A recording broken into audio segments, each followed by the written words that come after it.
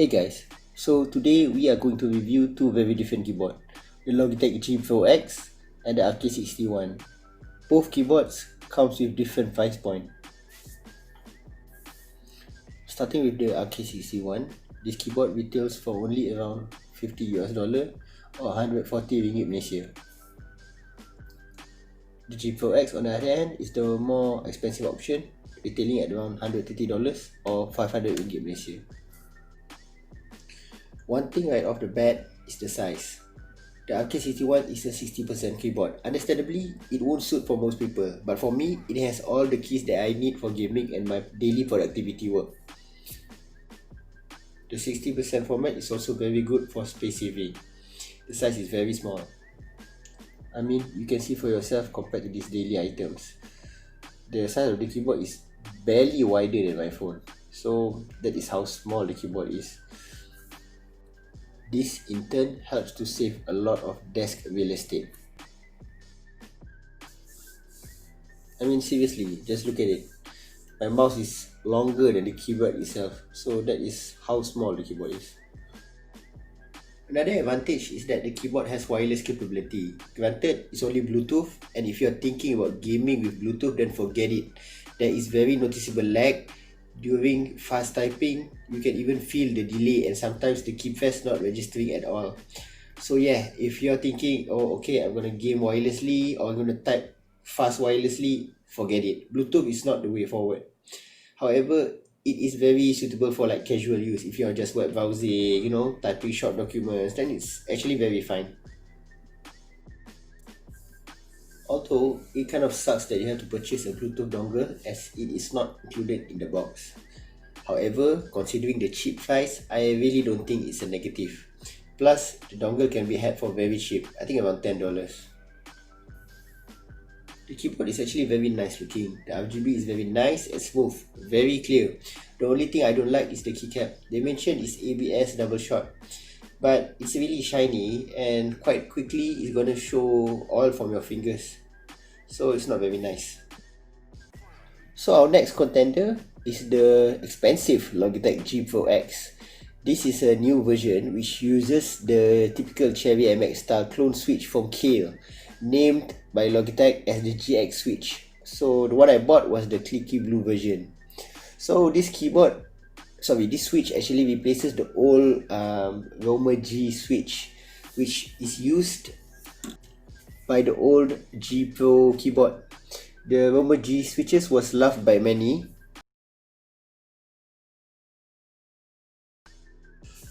So unboxing the keyboard, you can see that the keyboard comes in a typical Logitech box. Comes in a typical plastic wrapping. There's a manual card, keycap puller, manual, braided cable with the wipe from, which I forgot to show you guys. Very sorry about that. Otherwise, it's a very typical Logitech box. Not much to say. I also like that Logitech don't use a lot of recyclable items, so that's always good. So now let's unwrap. On to the keyboard itself. Look at that. So that is what a $120 keyboard looks like.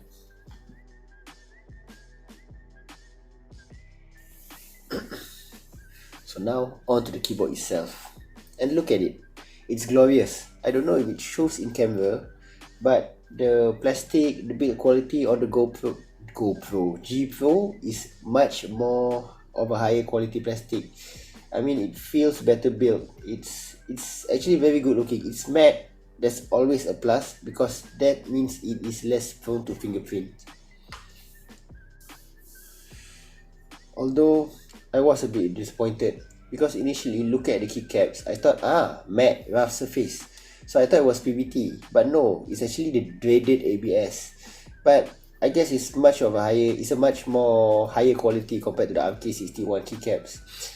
But seriously, at this price point, I really hope that the next iteration of G Pro, they just include the PBT double shot keycaps. That would be so much better. Although, at least this time, it uses a standard Cherry MX stem, so it's easier to replace it with a custom keycaps. So, I guess that's a bit of a plus. So both of the keyboard has full RGB backlit, which is very nice. However, compared between the two, I prefer the Logitech one. This is because the Logitech one has less leakage on the sides of the keycaps and more towards the legend. I think this gives the Logitech a more mature and cleaner look. Also, another thing that I forgot to note, that there's actually two versions of the G Pro keyboard in this iteration. There's the G Pro and G Pro X. So the difference is that the G Pro X, which is this one, comes with a hot-swappable switch. So you can actually change your switch in the future. So actually hot swap is quite a feature that even not all custom mechanical keyboard have. So it's quite an added bonus. So another point of concern of the RK61 is the keys are actually very wobbly and not very stable. This is compared to the G Pro, which is in my opinion more stable, and considering that is surprising considering the G Pro is hot swappable. So onto the switch, I think both is very average, both in terms of key and stabilizer. I guess the G Pro has better quality, I guess, but both is almost the same. One is brown, the RK61 is brown, while the GK is blue switch, so can't really directly compare.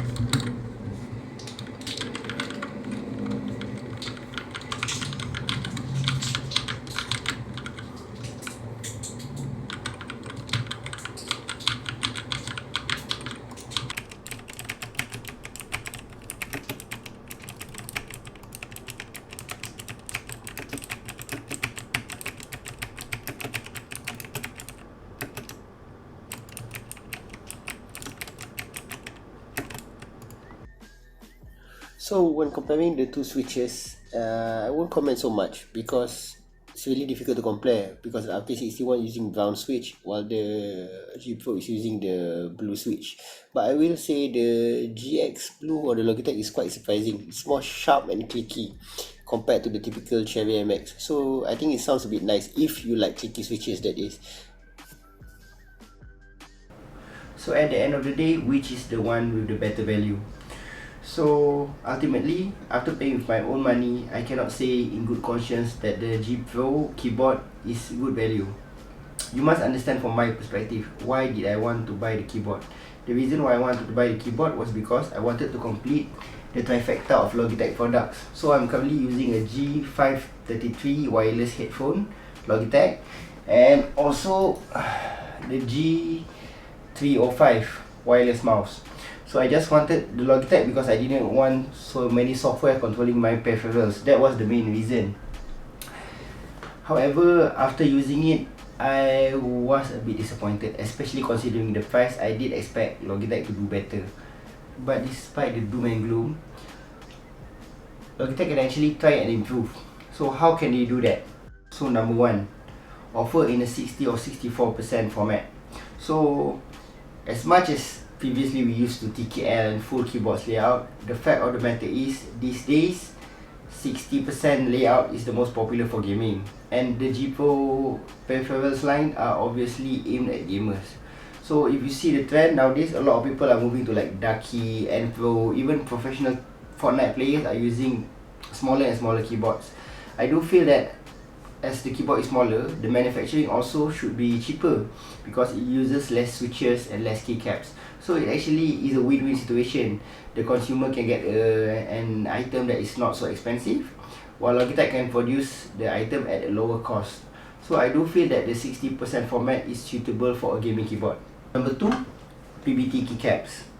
I mean, yes, people will say that, come on, now it's using Cherry MX stem, so you can easily swap the keycaps. That's correct, I agree.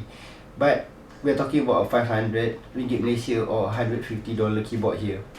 And then when I see that keyboard like SK, White Fox, N-Pro, K-Move, they are all selling their keyboards with stock PBT keycaps, and their keyboards are much more cheaper. So I do feel that at this price point, Logitech should just include a PBT keycap. So the third one, in my opinion, is using a stainless steel or aluminium case. Yes, I know, I did mention in the review that I said that the plastic was actually better quality than the RK61. But we must face the fact, plastic is plastic. So no matter how great you build the plastic, it's never going to be as premium as metal. So I do feel that Logitech can go to the premium market and enter the market like what Ducky is offering with the Mecha Mini with the new aluminium keyboard. I feel that is the right step for Logitech. For feature, this is an extra feature that Logitech can include. It's not necessarily essential for gamers, but I do feel that Logitech can offer a product that is not available in the market, and that is offering a wireless gaming keyboard.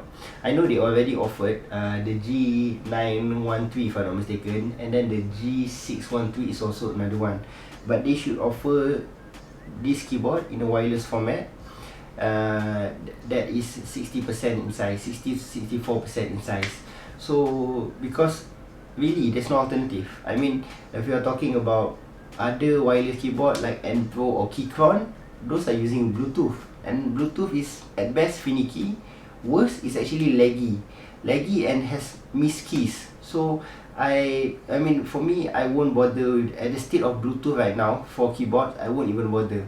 And then the other reason is because, you know, custom keyboards, there's a lot of custom keyboard out there. They can offer you a lot of things, custom switches and everything, but none of them at any price can offer you good wireless performance for the keyboard, at least not that I know of. So I do feel that if Logitech want to dominate the market, they can offer this as an additional tier of item. Let's say the basic Logitech G Pro 60% will cost around maybe around 120 to 150. So, and then with this one with the aluminium case and everything, and the PBT keycaps, and then they can add more like 50 to 100 if you want the wireless version. So I do think that maybe the wireless plus the hot-swappable version. So I do feel that this is a market that actually Logitech can dominate and create a niche that is only exclusive to them, like what they have been doing with the G Pro mouse. So G Pro wireless mouse. So I do feel that this is an opportunity for Logitech to dominate the market. So anyway, if you like my honest review, I did buy the keyboard myself with my own money, and want to see more tech content, just hit the subscribe button and please like the video. It really helps me a lot in my aspiring YouTube career. So anyway, see you guys later. I'll be posting new contents later.